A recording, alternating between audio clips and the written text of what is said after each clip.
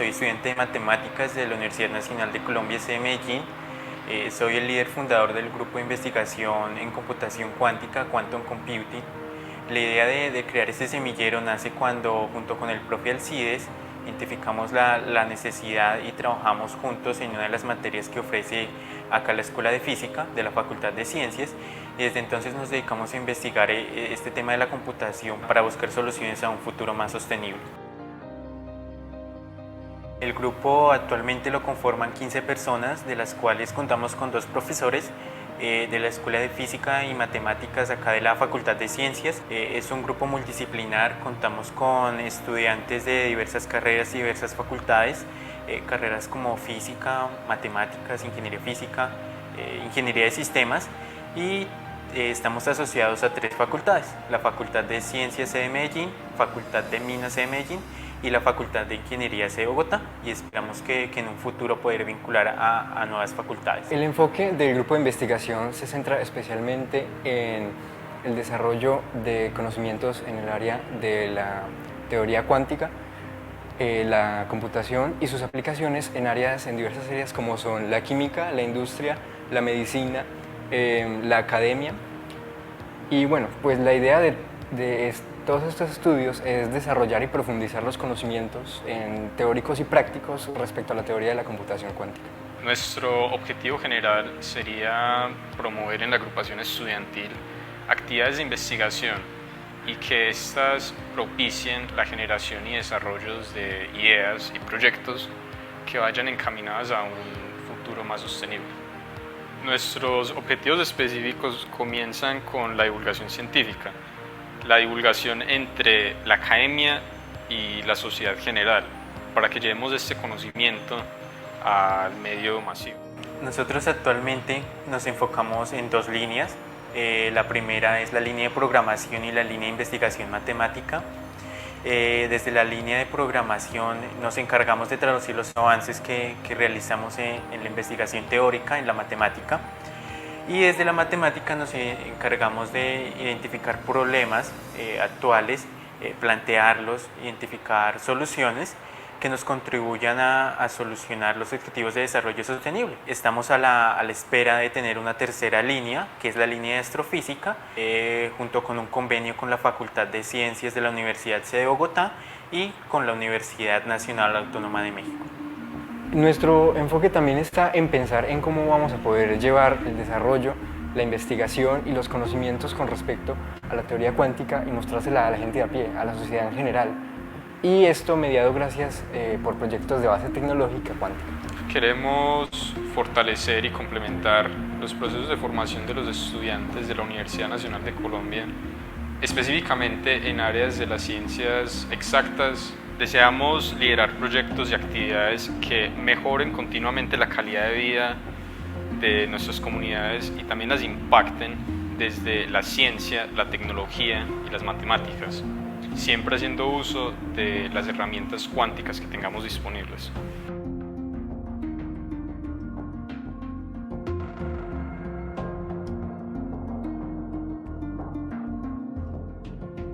Soy estudiante de Ingeniería Física de la Universidad Nacional de Colombia, en el cual soy un apoyo para el semillero de investigación de mecánica cuántica de la Universidad Nacional de Colombia, sede de Medellín, en el cual en este semillero tratamos de buscar soluciones a problemas específicos, desarrollar amplias soluciones en programación, en la teoría de matemáticas y física. Las soluciones cuánticas están brindando una innovación asombrosa y están teniendo un impacto en este momento. Estas soluciones ayudarán a nutrir nuestro planeta y mejorarán nuestras vidas para las generaciones venideras. Abordaremos grandes problemas en química, ciencias ambientales, educación, matemáticas y física, descubriendo cómo se usa la tecnología cuántica de hoy y cómo se usará mañana para mejorar nuestro planeta. Algunos datos interesantes sobre el grupo de investigación es que somos el primer grupo de investigación en computación cuántica en toda la universidad, en todas sus 9 sedes. Además, algunos de nuestros impactos e investigaciones queremos llevarlas a la gente de a pie, no dejarlas netamente en la academia.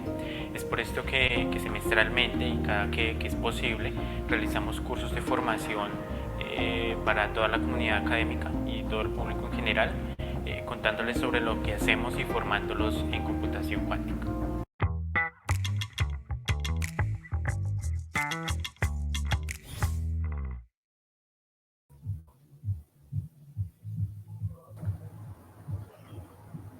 Cristian, hola, buenas noches.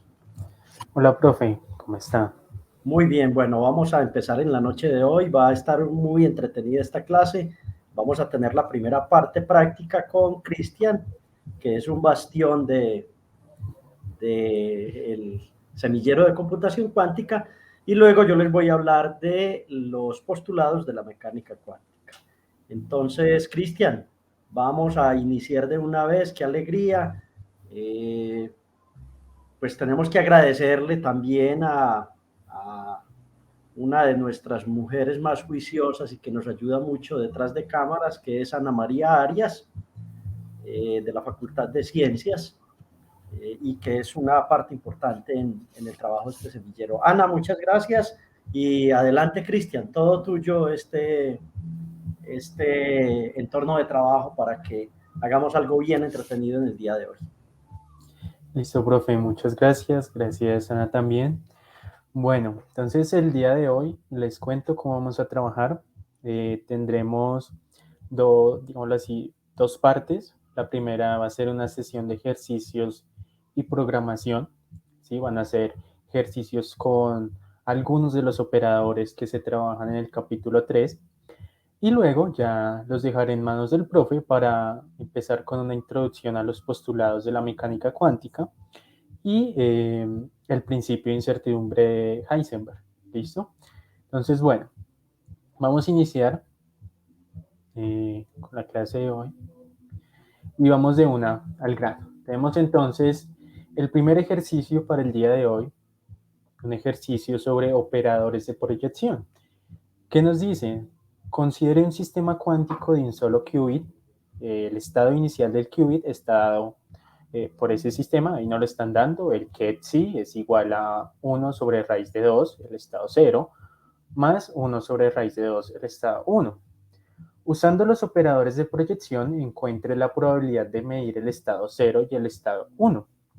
Este ejercicio, yo sé que ustedes lo recuerdan, ya es un viejo conocido, es de las primeras que trabajamos acá, solamente que acá nos piden utilizar esos operadores de proyección para encontrar su probabilidad. Creo que en sesiones pasadas ya habíamos realizado este ejercicio, pero de otra manera. Bueno, entonces, ¿cómo lo resolvemos? Entonces, queremos encontrar la probabilidad de medir el estado 0 y el estado 1. Bien, entonces para eso vamos a utilizar entonces los operadores de proyección. Operadores de proyección, ¿sí? Los vimos la clase pasada. Recordemos que son los siguientes. Tenemos el ket 0, el black 0 y lo mismo con el 1. Entonces el ket 1, el brown. Listo, entonces tenemos que utilizar estos dos operadores para calcular esas probabilidades. Entonces, ¿cómo obtenemos primero? Vamos a hacer el caso A, que sería donde queremos encontrar la probabilidad de medir el estado 0. Listo. Entonces, lo que tenemos que hacer es, de cierta manera, proyectar, ¿sí? Su nombre lo dice, proyectar el estado sí, que nos estaban dando en el enunciado, el estado sí, sobre el estado 0, ¿sí? Para encontrar la probabilidad. ¿Y cómo se calcula esto? No sé si recuerdan que al inicio teníamos una formulita donde era el módulo de las amplitudes al cuadrado, ¿sí? Donde teníamos una amplitud por un estado, que era alfa por el estado 0, más beta por el estado 1, y esas dos cosas en módulo al cuadrado. Entonces eso es lo que tenemos que hacer en este caso. Entonces la probabilidad la voy a anotar de ahora en adelante como P de el estado 0 va a ser igual, ¿sí? A el módulo, entonces, de proyectar el estado sí sobre el estado 0. el módulo al cuadrado. Listo. Entonces, ¿cómo nos quedaría eso? Nos quedaría el módulo del estado 0, ¿sí? Y recordemos que acá en la diapositiva anterior teníamos el estado inicial, ¿sí? Era 1 sobre raíz de 2 para los dos estados. Entonces acá tenemos 1 sobre raíz de 2. Esto nos lo da el ejercicio, el estado 0, más 1 sobre raíz de 2 para el estado 1. Porque aquí en el estado 1 no, digámoslo así, no coloco el operador de proyección, porque por el momento solamente nos estamos enfocando en la probabilidad del estado 0. Podría tal vez hacer ambas probabilidades al tiempo, pero como por cuestiones de que sea un poco más entendible, los haré por separado. Listo, tenemos su módulo al cuadrado. Entonces, nos queda lo siguiente. Acá pues podemos sacar 1 sobre raíz de 2. Bueno, esto todavía acá en el módulo. Y nos quedaría entonces el bracket 0, 0. ¿Sí? Más 1/2 del bra 0 y el ket 1. Todo eso dentro del módulo al cuadrado. Bien, luego queremos deshacernos pues de este módulo, ¿no? Entonces podemos elevar al cuadrado. Bueno, no sé si me da acá el espacio. Listo. Entonces me quedaría 1 sobre raíz de 2 por el módulo de 1 al cuadrado, ¿sí? Más 1 sobre raíz de 2, ¿sí? Y dejamos entonces a un solo lado el bracket 0, 1 por el bracket 1, 1.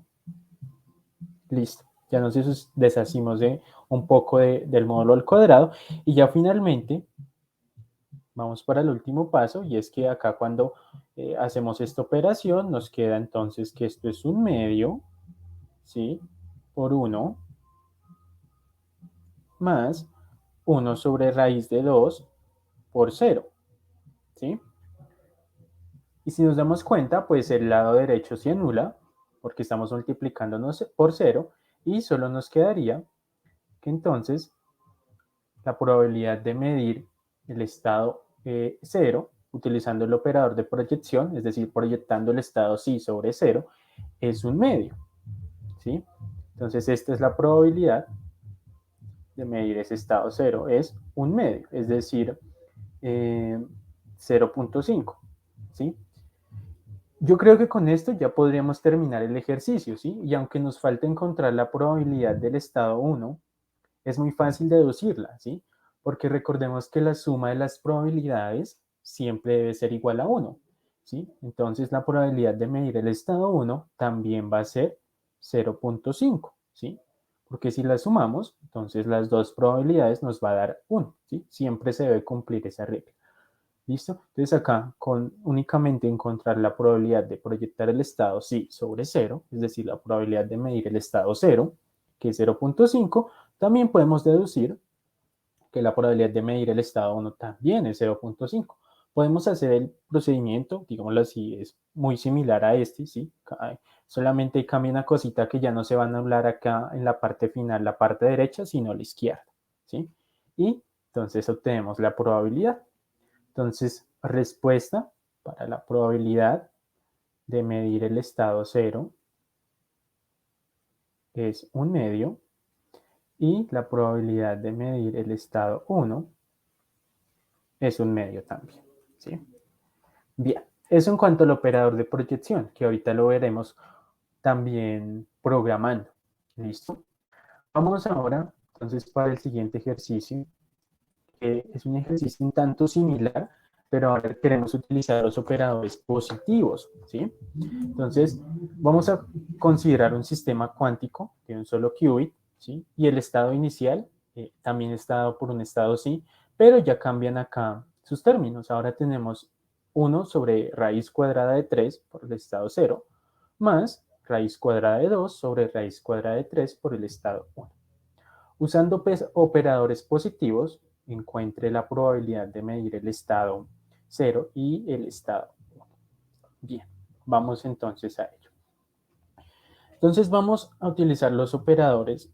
En este caso, nos piden hacerlo por los positivos, pero recordemos que para utilizar los operadores positivos, tenemos que hacer uso de los de proyección, ¿sí? Entonces, vamos a utilizar los operadores de proyección asociados pues a cada estado. Entonces, el operador de proyección, que lo llamaré P sub 0, asociado a cada estado, pues va a ser el estado que nos están dando, el estado sí. Para diferenciarlo le agregaré acá sub 0. Entonces el que sí sub 0 por el sí sub 0. Ese va a ser el operador de proyección asociado al estado sí. ¿Sí? Y entonces tenemos acá que sí sub 0 lo vamos a definir como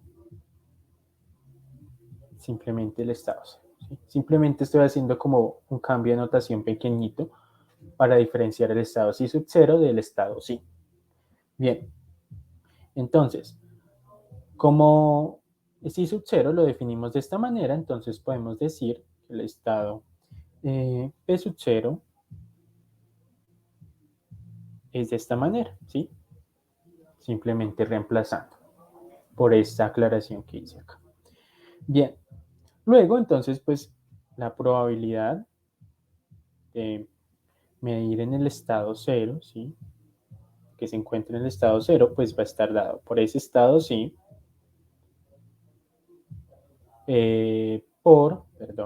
acá es sí sub 0, el estado, el operador de proyección que definí, aplicado a ese estado sí.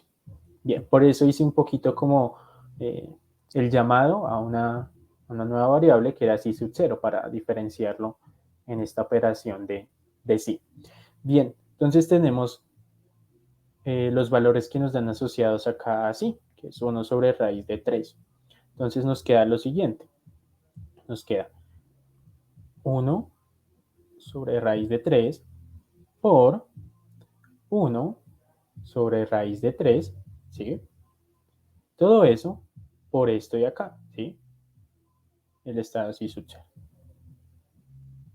Entonces lo colocaré de esta manera, más, nos devolvemos acá al ejercicio, luego tenemos raíz de 2 o raíz cuadrada de 2 sobre raíz cuadrada de 3, que están en el estado 1. Entonces, por raíz cuadrada de 2 sobre 3, nuevamente. Y eso por el estado 1. ¿Listo? Bien. Operando esta parte, voy a resaltarla acá con otro color, pues ya estaríamos en capacidad totalmente de esta parte llegar a este resultado que voy a colocar acá. Estaríamos la capacidad de llegar a que esto es 1 sobre 3, ¿sí? Entonces esta parte que está resaltada con verde es a modo de tarea para ustedes, ¿sí? Ya con las herramientas que hemos visto en el curso estamos en la capacidad de llegar a 1 sobre raíz de 3. ¿Qué quiere decir esto? Que es la probabilidad de medir el estado 0, ¿sí? Entonces, la probabilidad de medir el estado 0 es 1 sobre 3.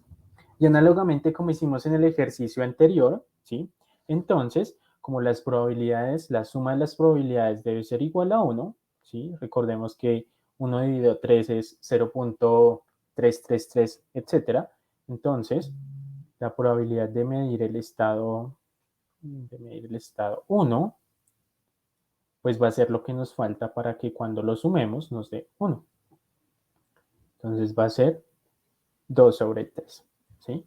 De manera que cuando tengo 1/3, la probabilidad de estar en el estado 0 más 2/3, la probabilidad de estar en el estado 1, eso me da 1, ¿sí? Entonces acá también, análogamente, como hicimos para 0, se hace para 1, ¿sí? Que es hacer un proceso similar, ¿sí? Si no es que idéntico, ¿sí? Solamente nos cambian aquí un par de cositas en estos dos puntos. Bien, y nuestro último ejercicio, y es el álgebra del conmutador. Y más que resolverlo completamente va a ser una introducción al tema que vamos a ver hoy.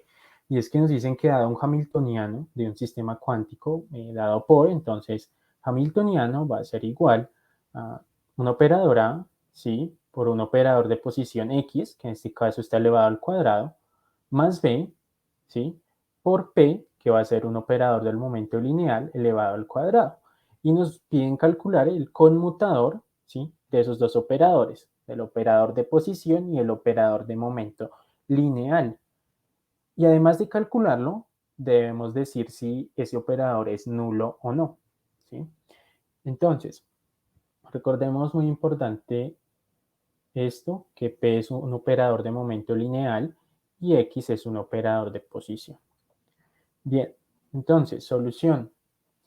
Entonces, recordemos una propiedad importante, o más bien la definición de álgebra de conmutador, que nos dice lo siguiente, ¿sí? Que si tenemos un sistema como este, A, B, este es un conmutador, eso es lo mismo que A por B menos B por A. Eso era lo que nos decía el profe Alcides la clase pasada, ¿sí? Entonces, para encontrar el conmutador de esos operadores, lo que tenemos que hacer es el producto de X y P y de P y X, ¿sí? Entonces nos quedaría que esto sería X por P, que es lo mismo que X por P, ¿sí? Acá estoy haciendo como el desglose para que lo tengamos muy presente de dónde salen las cosas. Y acá, pues, P por X. Listo. Entonces nos quedaría, lo colocaré acá en otro color, de esta manera nos quedaría que el conmutador de X y P, pues va a ser igual a X por P menos P por X. ¿Listo? Bien, y aquí aparece algo muy interesante, y es que vamos a utilizar las relaciones. Hay unas relaciones que vimos la clase pasada, que se llaman relaciones del conmutador, o el conmutador, y son relaciones canónicas, conmutador. Canónicas. ¿Sí?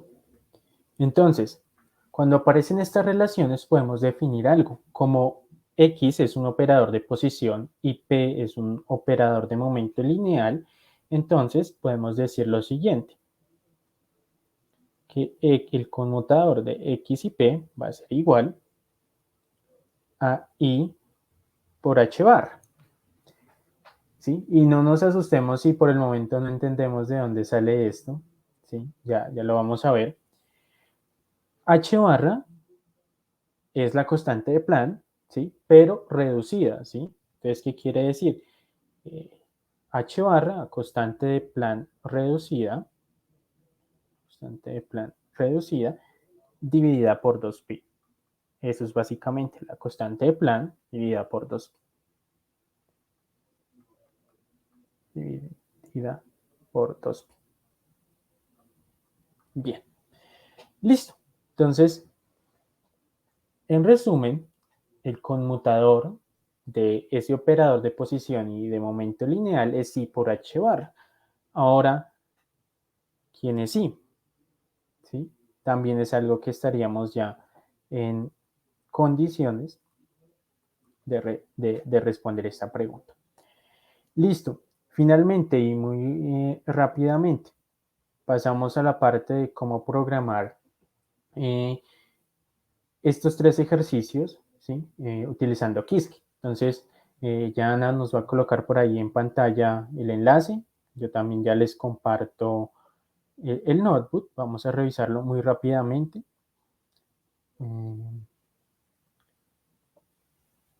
Listo. Entonces, ahí tenemos el notebook. Listo. Entonces, vamos a ver. Listo, ahí está en pantalla. Perfecto. Vamos a ver cómo programar esos tres ejercicios. De nuevo, las librerías que ya son habituales, ¿sí? Vámonos de una al ejercicio 1. ¿Qué fue lo que hicimos? Entonces, recordemos que nos pedían calcular las probabilidades de medir el estado 0 y 1. Entonces, primero definimos el estado inicial del qubit, nos decían que era un solo qubit. Luego, pues aplicamos compuerta Hadamard para obtener el resultado, ¿sí? De 1 sobre raíz de 2 por el estado 0 más 1 sobre raíz de 2 por el estado 1. Medimos, llamamos la medición, ¿sí? Que es Quantum Computing medir el sistema completo, qc.measure -al. Simulamos el circuito cuántico, ¿sí? El resultado, ¿sí? Calculamos sus probabilidades y los imprimimos. Y algo muy curioso es que nosotros nos dio que ambas probabilidades tenían 0.5, ¿sí? Ambas tenían 0.5 de medir los dos estados, pero ¿por qué aquí me está apareciendo, por ejemplo, en el estado 0, que es 0.512 y para el estado 1, 0.488, ¿sí? ¿Por qué no me están apareciendo lo mismo? Y eso se debe es acá a los chops que llaman acá, que yo utilicé al simular el circuito cuántico. Yo utilicé 1000. Si yo aquí aumento las cifras significativas, ¿sí? Me va a dar un resultado mucho más preciso, ¿sí? Entonces miremos que ambos resultados son aproximadamente 0.5, ¿sí? Entonces no nos asustemos por eso. Si nosotros acá aumentamos los chops, ¿sí? Nos da una medida mucho más precisa. Listo. Recuerden que pues este notebook pues lo pueden descargar, lo pueden modificar. Aquí ustedes prueben también. Para el ejercicio 2, muy similar, ¿sí? Definimos el circuito con un solo qubit, lo inicializamos en el estado que nos dan acá, el estado SIM, medimos, volvemos a simular y volvemos a calcular sus probabilidades, ¿sí? ¿Listo? Bien, y nos da el resultado que nos dio, ¿sí? Que era la probabilidad de medir el estado 0, ¿sí? Que era 1/3, es decir, 0.33, etcétera. Y la probabilidad de medir el estado 1, que era 2/3, que es 0.66, etcétera. Entonces, de nuevo, estos son valores aproximados. Si yo modifico acá los chops, aumento los chops, me va a dar un resultado mucho más preciso. Y algo muy curioso que no hemos usado anteriormente en ningún programa es lo siguiente. Yo aquí coloqué algo que se llama verificar la validez de las probabilidades, ¿sí? ¿Por qué? Porque cuando estaba programando esto, me demoré mucho tiempo porque me aparecía un error que me decía como que la suma de las amplitudes al cuadrado no era igual a 1. Y estuve mucho rato intentando hacer eso. Entonces, coloqué esto, que lo que hace es comprobar que efectivamente la suma de las amplitudes al cuadrado sea igual a 1. Por eso acá nos imprime una tercera línea que nos dice que las probabilidades son válidas, true, verdadero. Entonces sí suman 1, ¿sí? Porque si no suman 1, pues no nos va a funcionar, nos da error. Y por último, el hamiltoniano, ¿sí? Entonces definimos los operadores x y p, ¿sí? Con un qubit, aplicamos la compuerta x, ¿sí? Al qubit 0, luego la compuerta Hadamard, ¿sí? Calculamos el conmutador, ¿sí? Y el resto ya viejos conocidos, simular el circuito, conocer su fase y comprobar si es nulo o no, que pues es algo que no alcanzamos a ver, pero ya más adelante lo veremos, ¿sí? Entonces acá nos da que el conmutador es 0.7071, etcétera, ¿sí? Entonces, cuando nosotros multipliquemos i por h barra, que era la tareita, nos tiene que dar esto, 0.70. ¿Listo? Bien. Ahí ya termina entonces cómo programar esos 3 ejercicios, ¿sí? Recuerden que pueden modificarlos como quieran. ¿Y cuál es su tarea? Verificar, repito, que cuando multiplique ya ese resultado que me dio, ya lo muestro de nuevo, y por h barra, pues me dé esto que me está diciendo el programa, 0.70.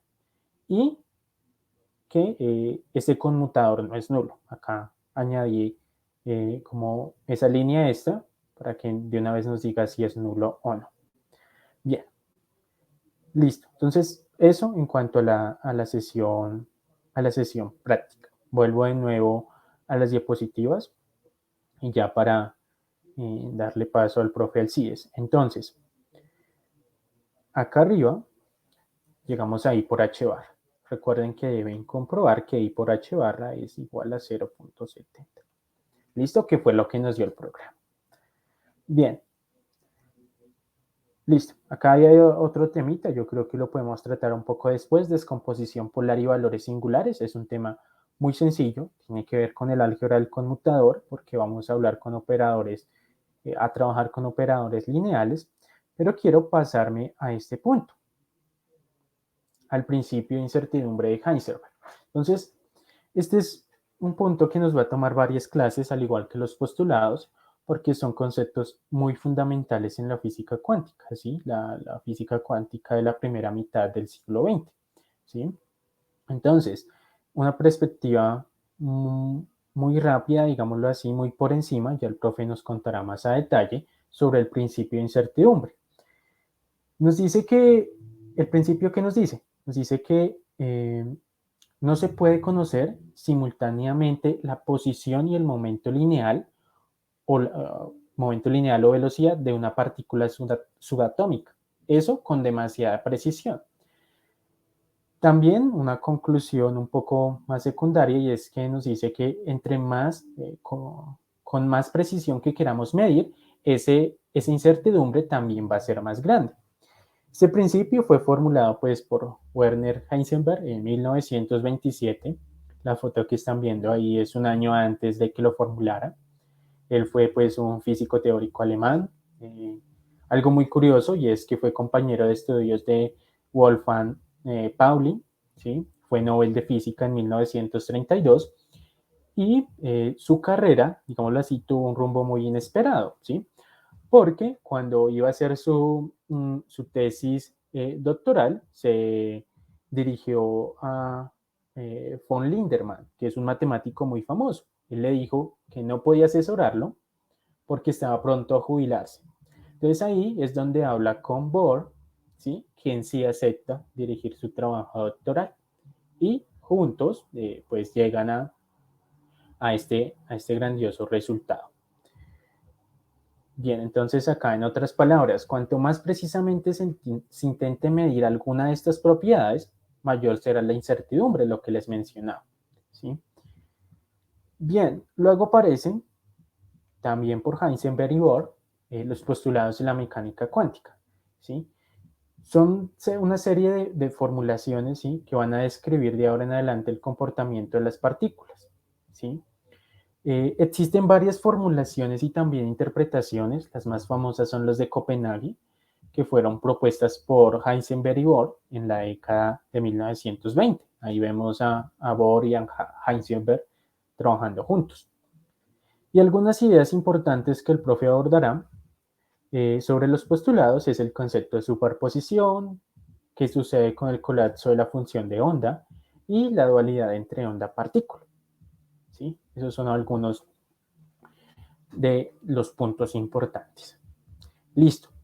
Y yo creo que ya con eso, profe, te dejo en tus manos, ¿sí? Es toda tuya esta sesión para que nos cuentes entonces qué es esto de los postulados y del principio de incertidumbre. Adelante, profe. Perfecto.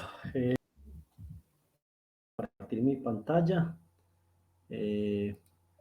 y vamos a hacer una clase interesante. Bueno, se está viendo mi pantalla, ¿cierto? Listo, vamos a iniciar con los postulados de la mecánica cuántica y como dijiste, Cristian, realmente son una descripción matemática que establece los principios fundamentales, tanto para el cálculo como para la interpretación de los sistemas cuánticos. En realidad, la interpretación de los sistemas cuánticos a mí me parece muy compleja, porque como no tenemos a nuestro favor, pues el ver, el observar en la naturaleza esos fenómenos cuánticos o microscópicos, pues lo que ocurre allí es muy difícil de interpretar. Entonces yo quiero hablar primero de este señor con este sombrero, que me encanta esa foto. Y este señor con este sombrero es uno de los hombres que a mi modo de ver, ayudó a construir lo que es la mecánica cuántica y los postulados de la mecánica cuántica. Realmente fue un matemático muy brillante y luego hizo muchos aportes a la física, trabajó con Albert Einstein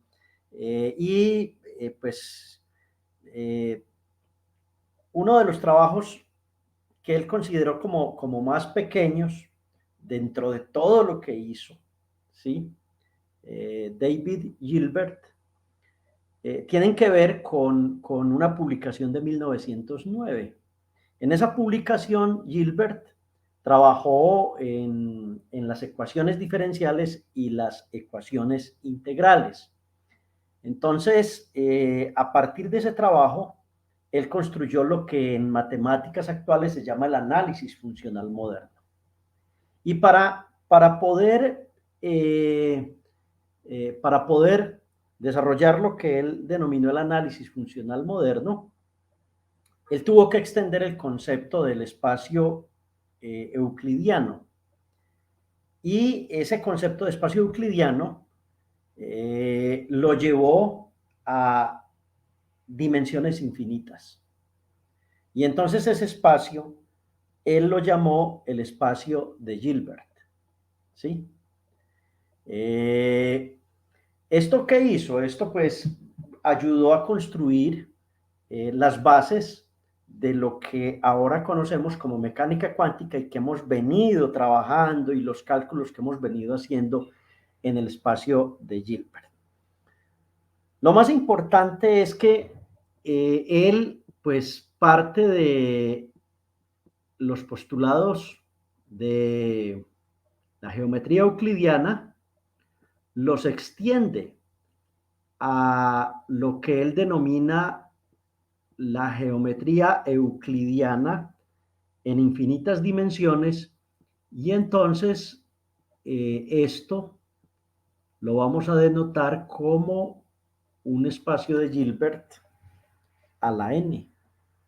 Y luego vamos a ver que los estados cuánticos nuestros van a convivir en este espacio de Gilbert a la n o Hn. Esto se puede interpretar como H, esta bolita de esta manera es un producto tensorial, esto es un producto tensorial y así sucesivamente hasta que llegamos a n veces H, ¿cierto? Esto es n veces H. Y esta es la base del álgebra tensorial.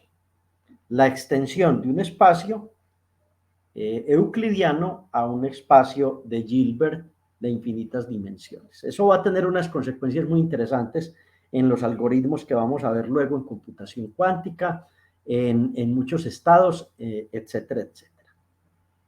Este concepto de espacio de Gilbert luego progresa a un concepto que son los espacios de Banach, ¿cierto? Que es una extensión de los espacios de Gilbert. Nosotros, por alguna razón, en mecánica cuántica y en computación cuántica, no extendemos o no trabajamos con el espacio de Banach, sino que trabajamos con los espacios de Gilbert. Esto es mucha más matemática, pero yo quiero decirles que aquí es donde se conecta la física con la matemática y donde todo el trabajo de análisis funcional de Gilbert permitió, junto con Albert Einstein y con otros matemáticos, desarrollar completamente la relatividad general, la teoría de campos y la mecánica cuántica. ¿Quiénes aprovecharon mucho todo lo que hizo Gilbert? Hay dos físicos, realmente uno es más matemático que físico, que John von Neumann. Ya hablé de él, que fue el hombre que inventó el primer computador. Pero hay un físico, Hermann Weyl y Neumann, que fueron los que descubrieron una equivalencia matemática muy interesante. Y es que enseguida vamos a ver que la mecánica cuántica se puede ver desde dos perspectivas. La perspectiva de Schrödinger, de la ecuación de Schrödinger de onda, y la perspectiva que llamaremos de Jordan, Pauli y Heisenberg. Entonces, nosotros lo que teníamos por allá en 1926 era que la mecánica cuántica, ¿cierto? Esta que denominábamos en física o mecánica cuántica, estaba explicada desde dos teorías. Una teoría que era la teoría de Schrödinger y otra teoría que podríamos decir, desde el punto matemático, era la de Pauli, Jordan y Heisenberg. Entonces, estas dos formulaciones de la mecánica cuántica eran como completamente diferentes en el sentido en que la una utilizaba ecuaciones diferenciales, la otra utilizaba álgebra lineal, matrices y utilizaba los espacios de Hilbert. Resulta que Neumann y Hermann Weyl yo creo que esto es más de 1929, 1932, encontraron que si utilizaban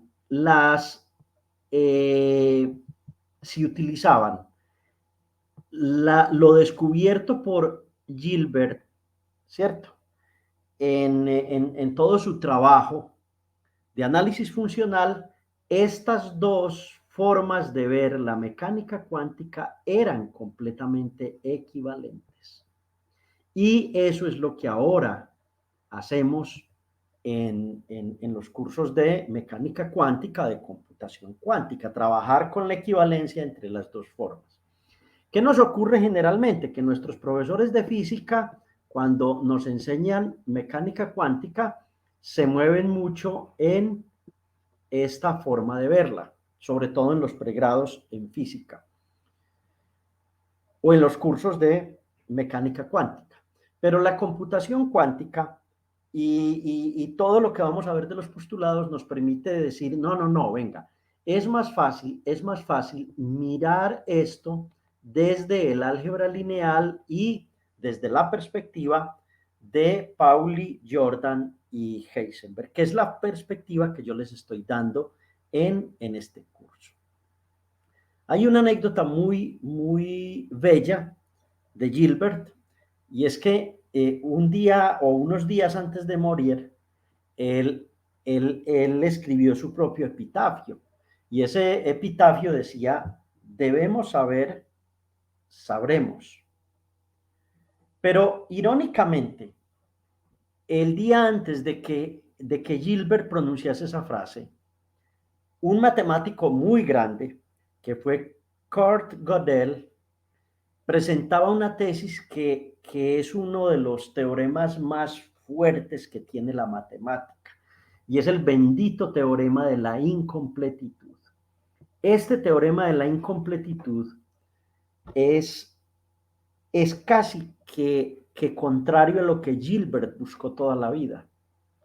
Y ese teorema dice, en pocas palabras, hay cosas que sabemos que son ciertas, pero que no podemos probar.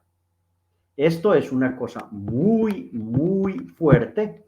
Kurt Gödel lo demostró, los matemáticos lo aceptan ahora, y el teorema de incompletitud en matemática tiene unas consecuencias muy fuertes desde toda la perspectiva de la lógica y de lo que se construye en matemáticas. En mecánica cuántica, esto, o en física cuántica, esto no ocurre. Es decir, en física cuántica, las cosas que sabemos que son ciertas son las cosas que medimos y que nos permiten obtener valores reales de esas mediciones. Bueno, discúlpenme. Sigamos con esto. Postulado 1 de la mecánica cuántica. es sobre el estado cuántico y el espacio de Hilbert. Lo que nos dice es, vea,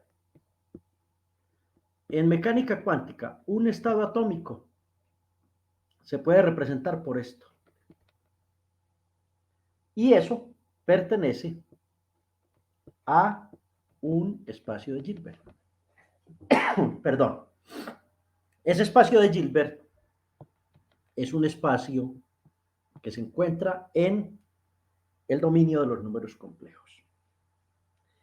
¿Qué es un espacio de Hilbert realmente? Entonces, tratemos de dilucidar ese asunto. Realmente esto lo hizo von Neumann y Weil. Weil fueron los que encontraron que esto de la función de onda sí me permitía representar de manera vectorial un estado atómico o una transición atómica, ¿cierto? Y ya vimos de dónde proviene. Proviene de que John von Neumann se da cuenta de que el elemento que une la visión de Schrödinger de la mecánica cuántica y la visión de Jordan Pauli y Heisenberg es justamente este bendito espacio de Hilbert. ¿Qué propiedades debe tener ese espacio de Hilbert? Primero, pertenece a los complejos, ya les dije. Segundo, el espacio de Hilbert tiene definido o viene equipado con un producto interno. Y ese producto interno es una operación matemática que toma dos estados cuánticos o dos vectores en ese espacio complejo, ¿cierto? Y se comportan de una forma muy particular. El producto interno, en general, ingenieros y todos aquellos que nos escuchan, estudiantes, etcétera, es lo que hemos venido definiendo alrededor del curso desde el inicio. Esto es el producto interno. Y ya vimos que ese producto interno que está definido en el espacio de Hilbert, ¿cierto? Este asunto, ese producto interno, nos va a permitir encontrar si el hacer el producto interno entre dos estados que son ortogonales nos va a dar 0 o nos va a dar 1. Entonces aquí vamos a tener muchas operaciones que nacen de esto, de cómo, del primer postulado de la mecánica cuántica, ¿cierto? Entonces, ¿qué es lo que pasa con los espacios de Hilbert? Primero, que son lineales en la primera variable. Ser lineal en la primera variable, yo ya les he dicho que es una maravilla que las cosas en el mundo sean lineales.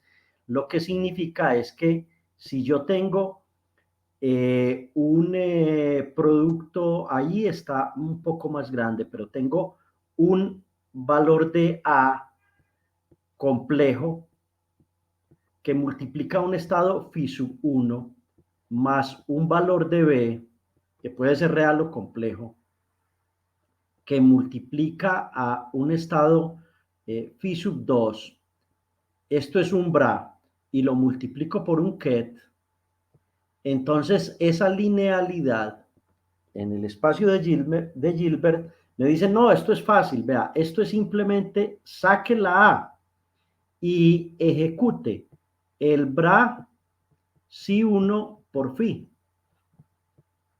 Y simplemente saque el V y ejecute el psi sub 2 por phi. A eso se llama linealidad en la primera variable. Eso ya lo habíamos visto. Ya también les he dicho que en el universo local donde vivimos las cosas, el 95% de lo que tenemos es completamente lineal. También en el espacio de Hilbert ocurre algo que ya habíamos definido en clases pasadas, y es que hay una operación que se llama la conjugación compleja, y es que si uno tiene dos estados atómicos, dos estados cuánticos, y conjuga, acuérdense que esto está en los números complejos, esto va a ser igual a hacer esto. Listo. Y obviamente hay una simetría, pues la simetría es una tercera propiedad que tiene ese espacio de Gilbert, y es que psi por phi es igual a phi por psi conjugado, es casi que esto mismo. Entonces, lo más importante del primer postulado es que establece que lo que hizo Gilbert en 1909, que luego reinterpretó von Neumann y Weil, y que fue un trabajo de 20 o 30 años, pues nos permite decir, no, no, venga, venga, no se complique la vida, no se complique la vida. Cualquier estado en mecánica cuántica se puede escribir como un vector en un espacio de Gilbert complejo que cumple con esas propiedades que les acabo de mostrar. Y eso es una maravilla de maravillas, porque es el andamiaje que nos permite construir toda la mecánica cuántica y toda la computación cuántica. El siguiente postulado dice, venga, vamos a hablar de observables y operadores, es decir, qué operaciones puedo hacer sobre el estado cuántico y qué ocurre cuando yo mido, qué es lo que pasa con los observables y los operadores. Entonces aquí ya dijimos que en una clase pasada que realmente en computación cuántica y en mecánica cuántica los benditos operadores deben ser de un tipo muy especial, muy particular, no pueden ser cualquiera, tienen que ser hermíticos. Y esto significa que un operador A debe ser igual a su autoadjunto, que dijimos que era A igual a Dagger, operador adjunto. Entonces, a cada observable físico le corresponde un operador hermítico en el espacio de Gilbert. ¿Qué ocurre con esto? Que los valores propios del operador representan los posibles resultados de medir el observable. Entonces, ¿eso qué significa? Eso significa que si usted pone el operador A, lo aplica al estado cuántico psi, esto le va a dar unos autovalores que los llamamos unos lambda y unos autovectores que los llamamos, en general se llaman psi, pero se pueden llamar de cualquier otra manera. Y estos señores, como son hermíticos, entonces esto me tiene que dar un número real. Esto tiene que pertenecer a los reales, porque los experimentos que hacen deben dar reales. Entonces, por esta razón es que los operadores en mecánica cuántica son hermíticos, también son unitarios y van a darnos unos resultados que pues, nos van a permitir jugar con el álgebra, pero a la vez obtener resultados experimentales de una teoría que probablemente la teoría mejor comprendida actualmente es esta, ¿sí? Es la mecánica cuántica. Aquí hay una operación que es importante, no la voy a dejar pasar de lado, y es que si usted tiene un señor en un estado psi y aplica un operador A y luego ese señor va aquí en phi, esta operación va a ser una operación muy importante que dice, vea, usted intercambie el ket por el bra, haga el autoadjunto del operador y luego obtenga psi y luego conjugue. Esto es posible en un espacio de Gilbert y solo cuando el operador es hermítico. En la computación cuántica nosotros trabajamos con matrices de 2 dimensiones y cuando nos queremos extender hacemos productos tensoriales. Luego les explicaré qué es un producto tensorial. Ya les dije en el primer postulado más o menos cómo funcionaba esto. Una cosa muy importante, y es que el hecho de que los operadores sean hermíticos, ¿cierto? Esa restricción que ponemos en mecánica cuántica es la que hace que haya una conservación o un principio de conservación de la probabilidad, que lo acabamos de ver con Christian, ¿cierto? Él no se dedica a hacer, él no se dedicaba a hacer todas las operaciones para encontrar cuál era la probabilidad de el estado 1 o del estado 0. Él encontraba una y como dice, no, aquí lo que ocurre es que cuando yo tomo el valor absoluto de ese estado o de un estado aquí al cuadrado, pues entonces esto siempre me va a dar 1 y esto sí tiene un sentido físico muy fuerte en la mecánica cuántica y en la computación cuántica.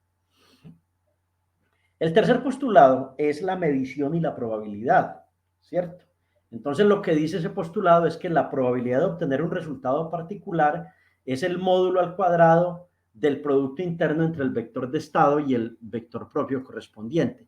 Esto aquí podríamos decir que lo que acabé de escribir está completamente malo, porque realmente lo que tiene que ocurrir es esto.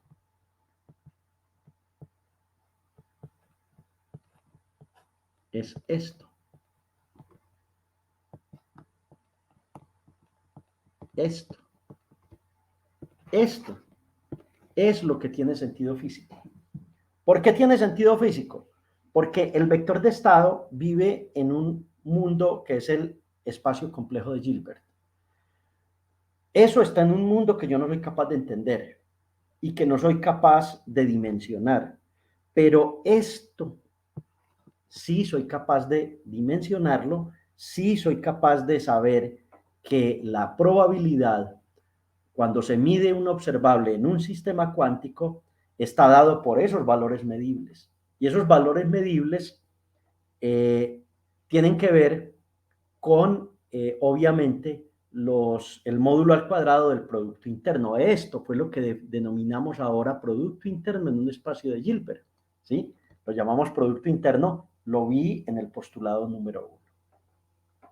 El postulado 4 es un postulado muy bello, que dice, no, venga, joven, realmente, cuando un sistema evoluciona en mecánica cuántica, esa evolución temporal está dada por la ecuación de Schrödinger. Esta es una de las ecuaciones más bellas de la física. A mí me fascina esta ecuación.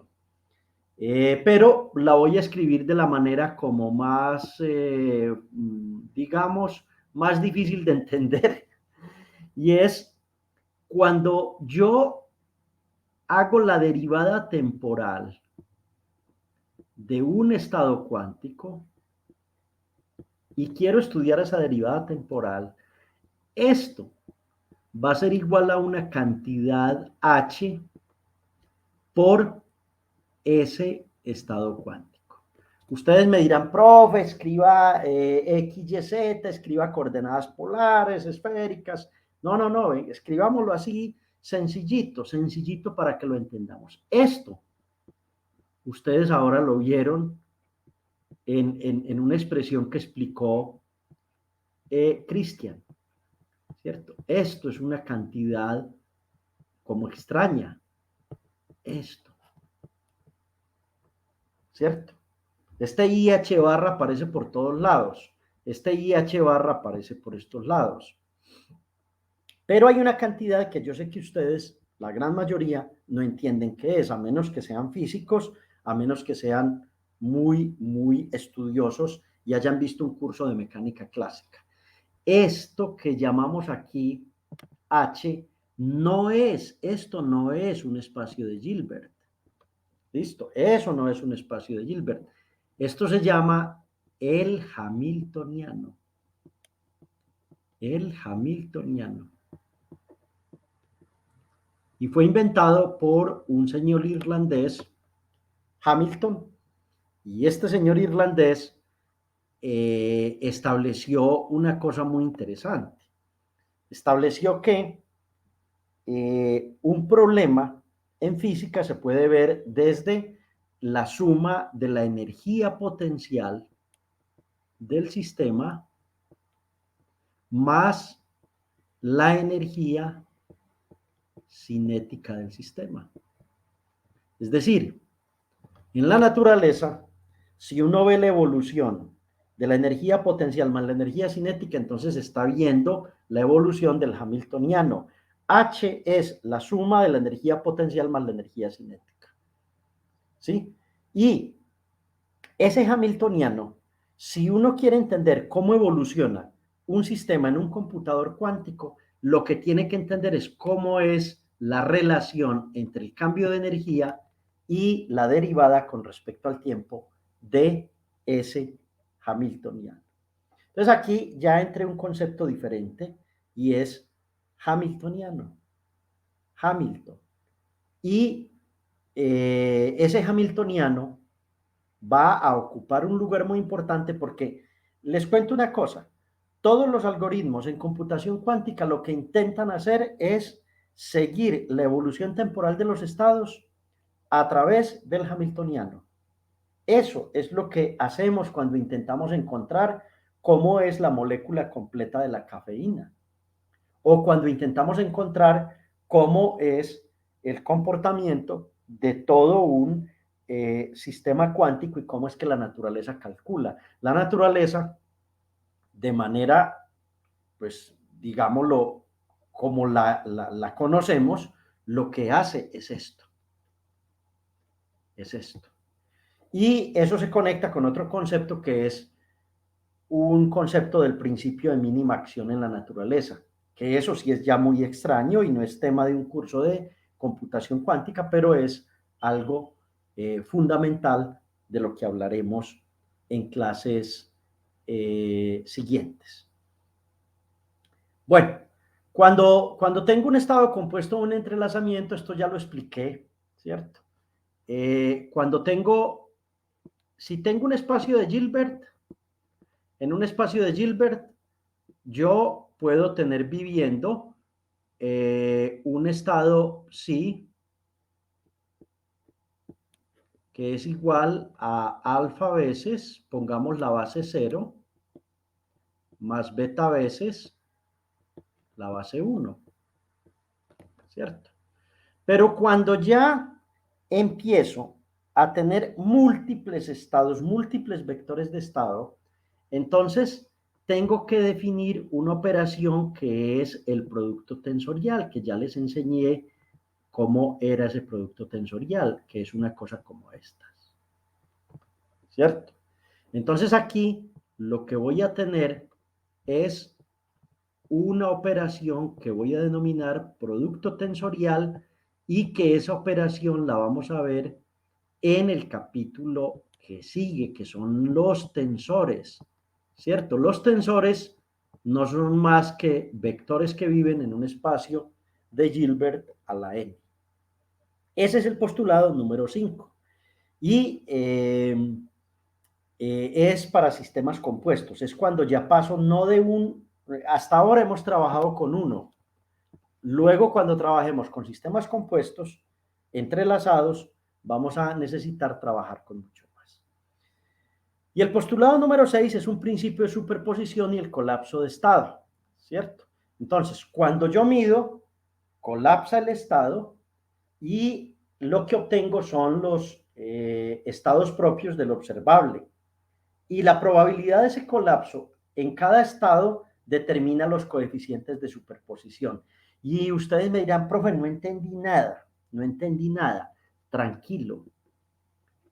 Esto lo que me dice es, el principio de superposición establece que, como en el espacio de Gilbert las cosas son lineales, entonces los estados se superponen y esa superposición es lineal. Cuando hago una medida, colapso y obtengo un valor medio, que eso ya lo vimos que fue esto. Psi por A por psi es igual a esto, el valor medio de un operador. Y eso va casado con el principio de incertidumbre de Heisenberg. Y es que con los observables, cuando mido, conozco mucho de uno, voy a desconocer del otro. Y yo creo que con eso, con estos 6 postulados, se puede construir toda la mecánica cuántica. Uno puede empezar un curso de mecánica cuántica a partir de estos postulados y establece todo el andamiaje que necesita, y obviamente todo esto está de acuerdo con los desarrollos experimentales que se realizan. Con esto termina mi clase de hoy. En la próxima clase vamos a iniciar o vamos de pronto a discutir un poco el principio de incertidumbre, no en computación cuántica y en mecánica cuántica. Yo diría que esos son asuntos superados, en el sentido en que sí, hay un principio de incertidumbre, es parte de lo que ocurre en el micromundo, no podemos adaptarlo al macromundo, no ocurre en la mecánica clásica, y pues nos toca convivir con que en ese mundo hay un principio de incertidumbre. Eso generó muchas discusiones filosóficas. Nosotros no queremos entrar en esas discusiones, no porque no sean importantes, sino porque esto lo que muestra es que Kurt Gödel, con ese principio que les mostré, pues hay cosas que realmente uno no puede explicar, pero que ocurren en la naturaleza y no tienen necesariamente una explicación desde lo que uno está observando. Yo creo que terminamos en el día de hoy. Me pasé 7 minuticos, 8 minutos. Les agradezco y nos vemos la próxima clase en el capítulo siguiente, que es productos tensoriales. Un abrazo y se cuidan mucho. Que estén muy bien.